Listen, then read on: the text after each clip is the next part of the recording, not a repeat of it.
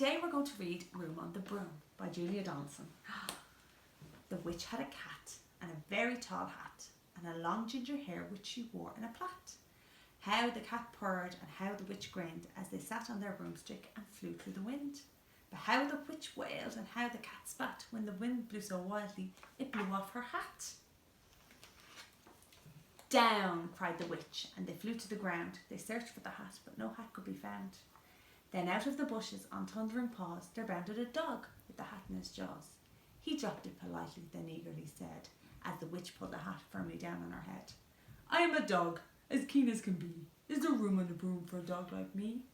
Yes, cried the witch, and the dog clambered on. The witch tapped her broomstick and whoosh, they were gone. Over the fields and the forest they flew. The dog wagged his tail and the stormy wind blew. The witch laughed aloud and held onto her hat, but away blew the bow from her long ginger plait. Down, cried the witch, and they flew to the ground. They searched for the bow, but no bow could be found. Then out from the tree with an ear-splitting shriek, there flapped a green bird with the bow in her beak. She dropped it politely, then bent her head low, and said, as the witch tied her pat in a bow, I am a bird, as green as can be. Is there room on the broom for a bird like me? Yes, cried the witch. So the bird fluttered on, the witch tapped her broomstick and whoosh, they were gone. Over the reeds and the rivers they flew, the bird shrieked with glee and the stormy wind blew. They shot through the sky to the back of beyond. The witch clutched her bow, but let go of her wand. Down, cried the witch, and they flew to the ground. They searched for the wand, but no wand could be found. Then all of a sudden, from out of the pond, leapt a dripping wet frog with a dripping wet wand. He dropped it politely and said with a croak, as the witch dried the wand on the fold of her cloak, I am a frog, as clean as can be. Is there room on the broom for a frog like me? Yes, said the witch, so the frog bounded on. The witch tapped her broomstick and whoosh, they were gone. Over the moors and the mountains they flew. The frog jumped for joy and the broom snapped in two. Down fell the cat and the dog and the frog. Down they went tumbling into a bog. The witch's half broomstick flew into a cloud, and the witch heard a roar that was scary and loud.